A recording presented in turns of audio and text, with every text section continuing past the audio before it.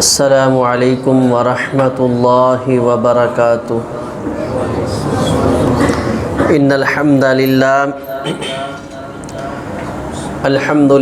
نحمده ونستعینه ونستغفره ونعوذ باللہ من شرور انفسنا ومن سیئات اعمالنا من يهده اللہ فلا مضل له ومن يضلل فلا هادي له أشهد أن لا إله إلا الله وحده لا شريك له وأشهد أن محمدًا عبده ورسوله أما بعد فإن خير الحديث كتاب الله وخير الهدي هدي محمد صلى الله عليه وسلم إن شر الأمور محدثاتها وكل محدثة بدعة وكل بدعة ضلالة وكل ضلالة في النار اللهم صل على محمد وعلى آل محمد كما صليت على إبراهيم وعلى آل إبراهيم إنك حميد مجيد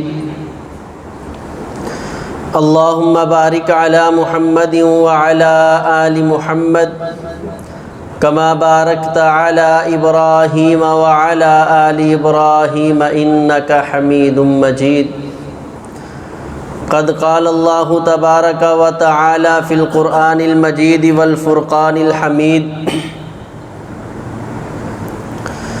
أعوذ بالله السميع العليم من الشيطان الرجيم من همزه ونفخه ونفسه بسم الله الرحمن الرحيم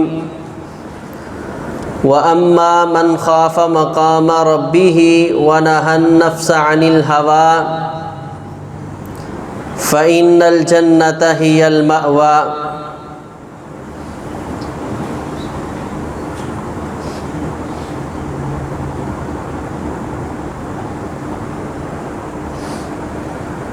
اللہ تبارک و تعالیٰ کے فضل و کرم اور احسان سے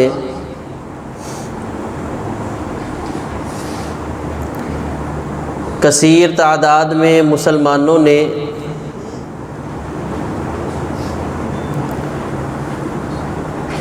جانوروں کی قربانیاں اللہ کی رضا کے لیے کی ہیں۔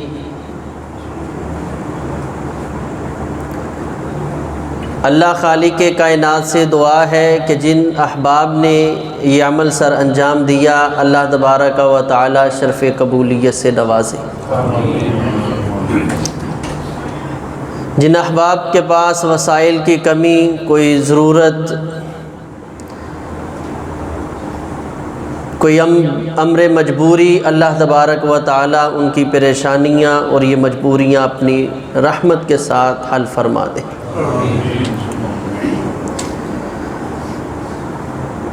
قربانی یہ بڑا ایک عظیم عمل ہے۔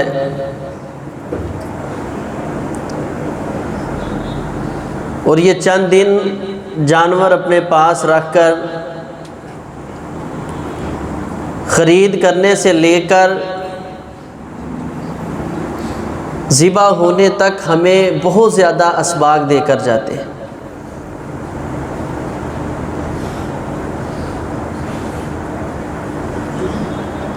عقل مند انسان وہی ہے۔ رسول اللہ صلی اللہ علیہ وسلم نے فرمایا انما السعید لمن وعد لغیرہ۔ اگر آپ نے دنیا میں کوئی خوش قسمت آدمی دیکھنا ہے، عقل مند دانا آدمی دیکھنا ہے، تو وہ ہے جو کسی غیر سے نصیحت پکڑتا ہے۔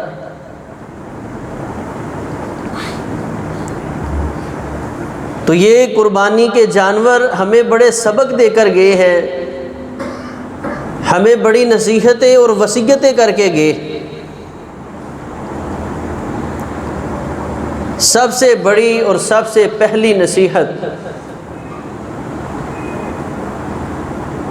جو ان جانوروں نے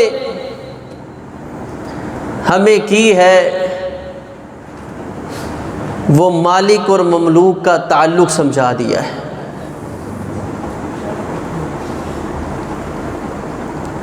کسی نے اپنے جانور جو قربانی کا ذبح کیا ہے اس کو پیدا نہیں کیا، اس کی تصویر کو شکل نہیں دی، صرف چند پیسے 40 50 60 70 ہزار، لاکھ 1.5 لاکھ 2 لاکھ خرچ کیا ہے اور اس کا مالک بن گیا ہے۔ مالک بننے کے بعد 10 ذوالحجہ کو چھری لی ہے، اس کے گردن پہ چلائی ہے، کسی نے نہیں کہا یار تو نے بڑا ظلم کیا ہے، اس نے تیرا کیا بگاڑا تھا، تو نے اس کو کیوں ذبح کر دیا ہے؟ ہر کوئی سمجھتا ہے کہ یہ اس کا مالک ہے، اس کو حق ہے، یہ اس کو ذبح کر سکتا ہے۔ اگر اس دن کے بعد انسان اپنی تکلیفوں اور پریشانیوں پہ اپنے رب کے، اپنے مالک کے شکوے کرے تو پھر یہ اس جانور سے بھی زیادہ بدتر ٹھہرتا ہے۔ اللہ فرماتے اولئک کالانعام، یہ انسان نہیں، یہ تو جانور ہیں۔ اور نہیں، جانور بھی بڑا سمجھدار ہوتا ہے، بل ہم اضل، یہ تو جانوروں سے بھی بدتر انسان کی شکل میں پھرنے والے حیوان ہیں، جنہوں نے نہ اپنے خالق کو پہچانا ہے نہ اپنے مالک کو پہچانا۔ تو جو مالک ہو، میں کہا کرتا ہوں، وہ ٹوٹے ٹوٹے ٹکڑے ٹکڑے کر دے تو کوئی اعتراض نہیں کرتا، مانگنی اس رب سے عافیت ہے، لیکن آزمائش آ جائے وَلَنَبْلُوَنَّكُمْ بِشَيْءٍ مِّنَ الْخَوْفِ وَالْجُوعِ وَنَقْصٍ مِّنَ الْأَمْوَالِ وَالْأَنفُسِ وَالثَّمَرَاتِ وَبَشِّرِ الصَّابِرِينَ۔ فرمایا میں رب ہوں، میں خالق ہوں، میں مالک ہوں، میں چاہوں میرا من مانے، جس کو چاہوں آزما لوں۔ بِشَيْءٍ مِّنَ الْخَوْفِ، کبھی خوف دے کر، کبھی بھوک دے کر، قحط سالیاں ڈال کر، وَنَقْصٍ مِّنَ الْأَمْوَالِ، کبھی کاروباری بندشیں ڈال کے، وَالْأَنفُسِ، کبھی بڑے محبوب رشتے تم سے توڑ کے، وَالثَّمَرَاتِ، کبھی رزق کی کمیاں لا کر، لیکن وَبَشِّرِ الصَّابِرِينَ، جس کو یہ سمجھ آ گیا وہ خالق مالک میرا ہے، اس کو یہ اختیار ہے، وہ مختار کل ہے، اس کو میرے نفس پہ اپنی مرضی کا حق ہے، اس کا ہر فیصلہ ظلم سے پاک ہے۔ فرمایا وَبَشِّرِ الصَّابِرِينَ، اس شخص نے قربانی کو سمجھ لیا، اس کو جنت کی خوشخبری دے دیجئے۔ یہ پہلا سبق جو سب سے بڑا ہم نے اس قربانی سے حاصل کیا ہے۔ دوسرا بڑا سبق اس قربانی سے ہم نے یہ حاصل کیا ہے کہ اللہ تبارک و تعالی نے رسول اللہ صلی اللہ علیہ وسلم کے ذریعے ہمیں قربانی کا جانور خریدنے پالنے کا جو حکم دیا ہے، اس کے عیوب جو ہیں وہ شمار کر دیے ہیں، گن کے دیے۔ اب جب قربانی کے جانور پہ چھری چلائی ہے تو کیا میں نے کبھی غور کیا ہے کہ جس ہاتھ میں چھری ہے، جس وجود نے اس جانور کو ذبح کرنے کے لیے اپنے آپ کو مستعد کیا ہے، تیار کیا ہے، یہ تو اس نے دیکھ لیا کہ یہ جانور اس کا کان کٹا ہوا نہیں ہے، کان اس کا خراب نہیں ہے۔ کیا جو چھری چلانے والا ہے اس نے بھی کبھی غور کیا ہے کہ یہ میرا کان شریعت کے مطابق ہے؟ یہ بھی تو اسی پیغمبر نے حکم دیا ہے کہ کان کو چیک کرنا ہے، تو کیا میرے محبوب پیغمبر جناب محمد رسول اللہ صلی اللہ علیہ وسلم کا یہ ارشاد عالی شان نہیں ہے کہ مجھے رب نے آلات موسیقی کو توڑنے کے لیے بھیجا ہے؟ ایسے تو نہیں کہ جانور کا کان تو میں نے شریعت کے مطابق کر دیا، اور اللہ کے اس قرآن کی آیت کے مطابق اولئک کالانعام، کہ جانور کا کان تو شریعت کے مطابق ہو گیا، جو انسان شریعت کا مکلف تھا اس کا کان شریعت کی مخالفت میں ہی رہا۔ عید کے دن آئے، عید کے دن گزر گئے، جانور ذبح کیا، اس کا کان چیک کرنا یاد رہا؟ کبھی اپنے کان کو بھی ٹٹولا ہے، شریعت کے مطابق ہے یا اس کے مخالف ہے؟ اس کے بعد آنکھ کو دیکھا ہے، نہیں کانا نہیں ہے، آنکھ اس کی صحیح ہے، کیا رسول اللہ صلی اللہ علیہ وسلم نے، اللہ تبارک و تعالی نے اس آنکھ کے احکام ذکر نہیں کیے؟ قل للمؤمنین یغضوا من ابصارہم، مومنوں سے کہہ دیں اپنی نظروں کی حفاظت کریں۔ کیا اس جانور کی آنکھ کی حفاظت تو میں نے کر لی، چیک کیا، دیکھا، لیکن اپنی آنکھ کی میں نے نہ عید پہ حفاظت کی، نہ عید سے پہلے کی، نہ بعد میں، نہ میرے دل میں یہ تڑپ پیدا ہوئی کہ یہ جانور لیٹا ہوا مجھے سبق دے گیا ہے کہ ان عیوب سے پاک میرے رب کو قبول ہے، میں مکلف نہیں ہوں شریعت کا مکلف یہ انسان ہے۔ دیکھ تیری آنکھ، تیرا کان، کیا یہ شریعت کے مطابق ہے یا نہیں ہے؟ تیسرا بڑا سبق، یہ جانور مجھے اور آپ کو جو دے کر گیا ہے، آپ میں سے کئی احباب نے دیکھا ہوگا، جانور خریدا ہے، گھر لے کے آیا ہے، پہلے اس کے ساتھ منڈی میں 1-2 دن کوئی ساتھی ساتھ گیا ہے، بھئی کتنے کا لے کے آئے ہو؟ 50,000 کا، 70,000 کا، 60 کا۔ یار وہ اس دن جو 45 کا مل رہا تھا وہ تو زیادہ وزنی تھا۔ وہ یار گوشت کی کیا بات ہے، اصل دل کو اچھا نہیں لگ رہا تھا، اصل وہ میری آنکھوں کو بھایا نہیں تھا، وہ ذرا مجھے اس پہ جو پوری محبت ہے وہ نہیں آئی تھی، میرا دل تو اس پہ آیا ہے، پیسے کی کیا بات ہے، گوشت سارا سال ہی کھاتے ہیں۔ کیا مطلب یہ ہے کہ عید کے موقع پہ ہم جانور نہیں، اپنی محبتیں اور اپنی خواہشیں اللہ کے راستے میں قربان کرتے ہیں، اپنی خواہشات کو اللہ کے لیے ذبح کرتے ہیں۔ جانور دنیا میں بڑے ہیں، لیکن یہ منڈی میں صبح سے لے کے شام تک پھر کے کیا ڈھونڈتا پھرتا ہے؟ جانور وہ چاہیے جو میری طمع کے مطابق ہو، میری خواہش کے مطابق ہو، جتنی میری استطاعت ہے اس میں جو جانور لوں وہ میری آنکھوں کو بھا رہا ہو، مجھے خوش کر رہا ہو۔ مطلب یہ ٹھہرا کہ جانور نہیں، میں اور آپ اپنے رب کی بارگاہ میں اپنی محبتیں، اپنی خواہشیں، اپنی تمنائیں، اپنی آرزویں اللہ کی بارگاہ میں ذبح کر رہے ہیں۔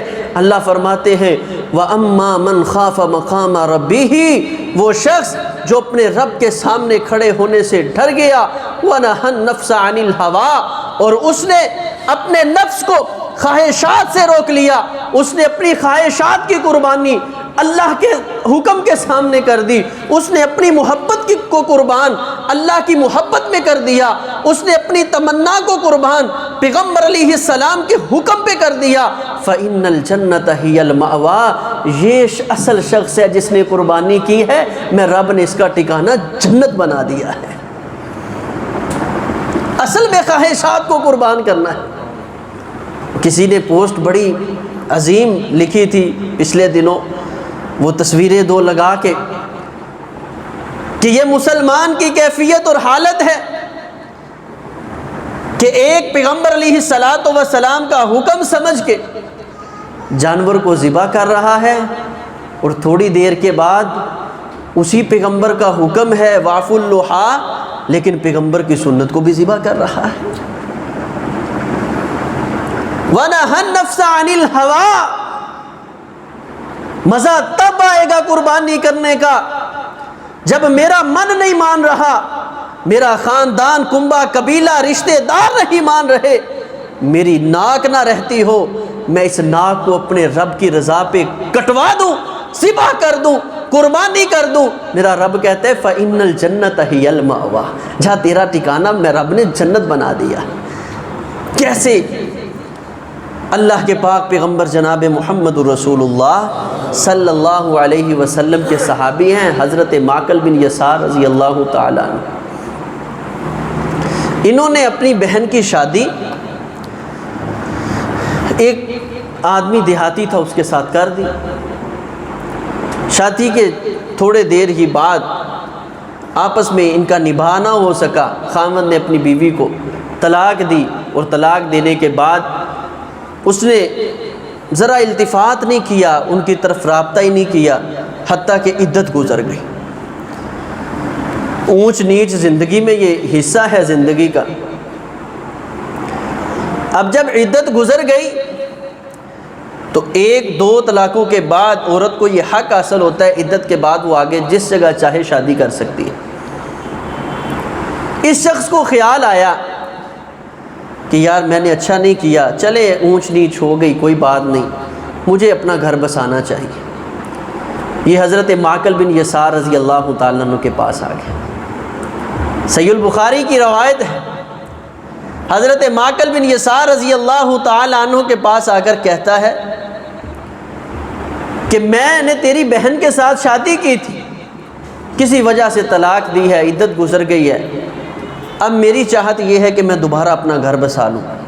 حضرت معقل بڑے غصہ میں آئے، فرمانے لگے میں نے تجھے اپنی عزت کا والی بنایا تھا، اپنی عزت تیرے حوالے کی تھی، اور پھر تو نے اس قدر لاپرواہی کا اظہار کیا کہ تو نے طلاق بھی دی اور طلاق کے بعد بالکل رابطہ ہی نہیں کیا، حتیٰ کہ عدت گزر گئی۔ اب میری عزت، میری غیرت گوارا نہیں کرتی، میں تجھے اپنی بہن کا نکاح اور عقد نہیں دے سکتا۔ یہ واپس چلا گیا آدمی۔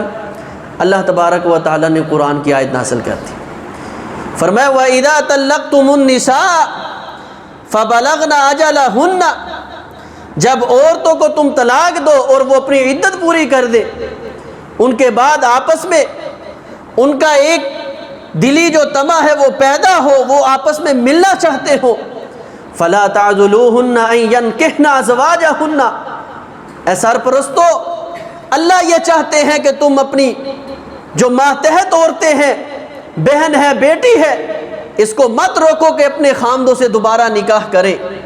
اب ناک نہیں رہتی، دل نہیں مانتا، خواہش یہ ہے کہ یہ کام میں کبھی نہیں کر سکتا۔ قرآن کی آیت نازل ہوئی وَنَهَى النَّفْسَ عَنِ الْهَوَىٰ، اپنی خواہش کو اٹھایا، ردی کی ٹوکری میں پھینک دیا، اٹھے سیدھے اسی اپنے بہنوئی کے گھر۔ اللہ کے بندے، تو نے آ کے مجھ سے مطالبہ کیا تھا، میں اپنی انانیت میں، اپنی ضد میں، اپنے غصے میں نے انکار کر دیا، لیکن میرے رب کا حکم آ گیا ہے۔ زندگی کا مزہ تو اس میں ہے کہ اپنے رب کے حکم میں اپنی خواہشات کو قربان کروں۔ پہلے تو مانگتا تھا، اب میں خود رشتہ لے کے آیا ہوں، چل میرے گھر، میں تیرے ساتھ اپنی بہن کا نکاح کرنا چاہتا ہوں۔ وَأَمَّا مَنْ خَافَ مَقَامَ رَبِّهِ وَنَهَى النَّفْسَ عَنِ الْهَوَىٰ، خواہشات کو قربان کرنا یہ اصل قربانی ہے۔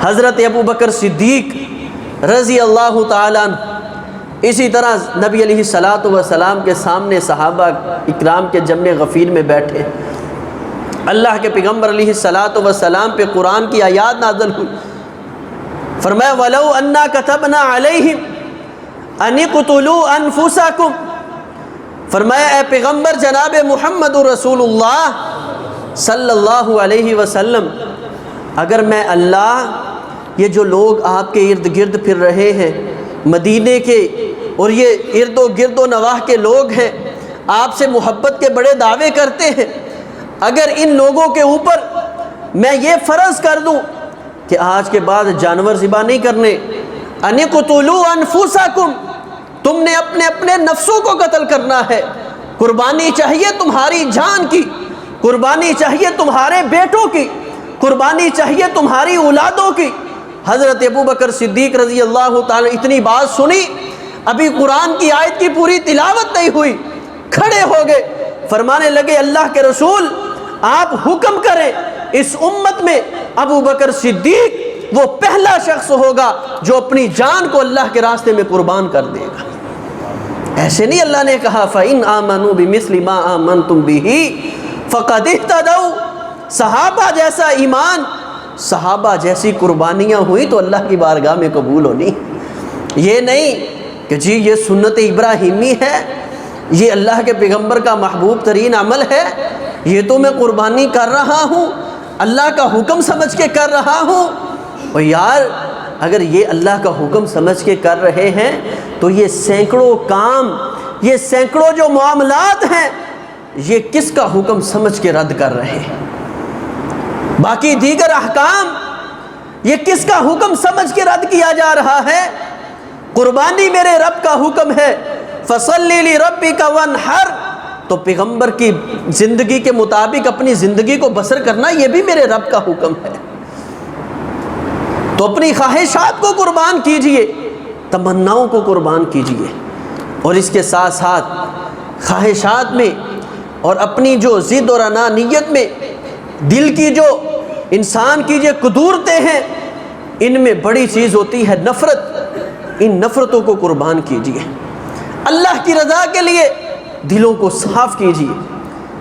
اللہ کے پاک پیغمبر جناب محمد رسول اللہ صلی اللہ علیہ وسلم کی بیوی حضرت ابوبکر صدیق رضی اللہ تعالیٰ عنہ کی بیٹی ام المومنین اماں جی عائشہ صدیقہ رضی اللہ تعالیٰ عنہ پہ جب تہمت لگی، بڑا طویل واقعہ ہے، منافقین نے صحابہ کے اوپر بھی حملے کیے، ان کو اپنی باتوں میں لانے کی کوشش کی۔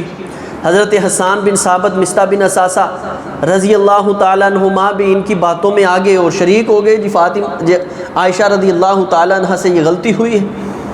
جب اللہ تبارک و تعالیٰ نے برات نازل کی تو مصطح بن اثاثہ رضی اللہ تعالیٰ عنہ یہ حضرت ابوبکر صدیق رضی اللہ تعالیٰ عنہ کے رشتہ دار تھے، بعد نے خالہ زاد بھائی لکھا ہے اور بعد نے ان کو بھانجے لکھا ہے۔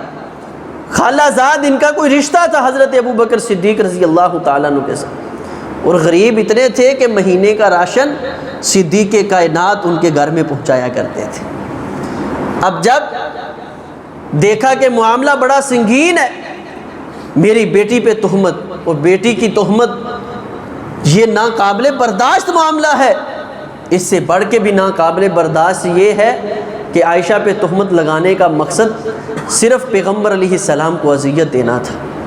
فرمانے لگے مجھے اللہ کی قسم ہے آج کے بعد مصطح کو جو ہے میں اس کا راشن نہیں دوں گا۔ دل نہیں مانتا، من نہیں مانتا، کیسے کروں میں؟ بڑے بھائی کو کیسے مناؤں؟ اتنی بار اس کی منتیں کی، نہیں منا سکتا، میرا من نہیں مانتا، میری ناک نہیں رہتی۔ یہ قربانی نے مجھے اور آپ کو سمجھایا ہے، یہ ناک، یہ من، یہ خواہشات، یہ آرزو، یہ تمنا، یہی قربان کرنی ہے سارا سال۔ آج میرے رب نے 10 ذوالحجہ کو تیری اور میری پریکٹس کروائی ہے کہ کر ذبح، تیرے اندر ایمان ہے تو پیاری اور محبوب ترین پسند کر کے سارا دن جو ہے گرمی کی حدت اور شدت میں منڈی کے حبس میں پھر پھر کے جس جانور کو تو نے چنا تھا آج اللہ کے نام پہ اس کو قربان کر رہا ہے۔ یہی سبق ساری زندگی چاہیے۔ جب بھی تیرے سامنے تیری آرزو اور تمنا اور خواہش آئے، دوسرے مقابلے میں رب کا حکم آ جائے، کر دے قربان۔ وَنَهَا النَّفْسَ عَنِ الْهَوَىٰ، اپنی آرزو کو اللہ کے لیے قربان کیا۔ فَإِنَّ الْجَنَّةَ هِيَ الْمَأْوَىٰ، یہی تیری قربانی تجھے جنت میں لے جانے کا سبب بن جائے گی۔ حضرت ابوبکر صدیق رضی اللہ تعالی اتنی بات کہی، اللہ نے قرآن نازل کر دیا، فرمایا یہ فضل والوں کو، مال و دولت والوں کے لائق نہیں ہے کہ وہ اللہ کی قسمیں اٹھائیں کہ ہم مہاجرین پہ، فقراء پہ، مساکین پہ خرچ نہیں کریں گے۔ الا تحبون ان یغفر اللہ لکم، اور تم پسند نہیں کرتے تمہارا رب تمہاری زندگی کے گناہ معاف کر دے۔ اتنی بات سنی صحیح البخاری میں ابو بکر صدیق رضی اللہ تعالی فرمانے لگے بالا انی احب ان یغفر اللہ لی، کیوں نہیں؟ صدیق کی ہر زندگی کے موڑ پہ اتنی قربانیاں اسی لیے تھی کہ میرا رب مجھے معاف کر دے۔ آج بھی یہی چاہتا ہوں، آج بھی اپنی ناک، اپنی جو ہے تمنا، آرزو، خواہش، اپنی ضد کو قربان کرنے لگا ہوں، تو کس لیے؟ اپنے رب کو راضی کرنے کے لیے، اللہ کو راضی کرنے کے لیے قربانی کی ہے۔ اور فرمانے لگے جس طرح مصطح کے پاس پہلے مال جاتا تھا اسی طرح ابوبکر صدیق دوبارہ بھیجے گا۔ اپنی تمنا اور آرزو کو قربان کر دیجئے اور اپنے معاملات اللہ کے لیے سدھار لیجئے۔ یہی قربانی نے مجھے اور آپ کو سبق دیے ہیں۔ اگر یہ سبق ہم نے ان جانوروں سے نہیں سیکھے تو میرا رب کہتا ہے لہم قلوب لا یفقہون بہا، دل تو ہیں انسانوں کے اندر لیکن ان میں سمجھنے کی صلاحیت نہیں ہے۔ آنکھیں تو ہیں، دیکھتے ہیں، ایوب سے پاک جانور ہے، لیکن ان آنکھوں سے جس طرح رب کو مطلوب ہے یہ سمجھتے نہیں ہیں، ان آنکھوں سے وہ اس نظر سے دیکھتے نہیں ہیں۔ کان تو ہیں لیکن حق بات کو سننے کو تیار نہیں ہے، اپنے جو ہے رب کو راضی کرنے کے لیے قربانیاں دینے کو یہ تیار نہیں ہے۔ فرمایا اولئک کالانعام، یہ لوگ اللہ کے ہاں جانوروں کی طرح ہیں، جانور تو پھر بھی کوئی مقام رکھتے ہیں، بل ہم ازل، یہ تو جانوروں سے بھی بدتر ہیں جنہوں نے جانوروں سے بھی سبق نہیں سیکھا۔ اگر آج میں اور آپ یہ قربانی کا جذبہ، یہ ذبح ہونے کا جذبہ، اپنی خواہشات کو قربان کرنے کا جذبہ نہیں رکھ سکے تو سمجھ لیں ہم نے یہ قربانیاں پھر صرف گوشت کھانے کے لیے کی ہیں، اور اگر اللہ کا حکم سمجھ کے اس یہ قربانی کی ہے تو پھر پورا سال میرے اور آپ کے اندر اس کا اثر نظر آنا چاہیے کہ ہاں میرے اللہ، اے میرے رب، میں یہ قربانی، اس بات کی قربانی بھی تیری رضا کے لیے کر رہا ہوں۔ اللہ تبارک و تعالی ہمیں صحیح معنوں میں قربانی کرنے کی توفیق عطا فرمائے۔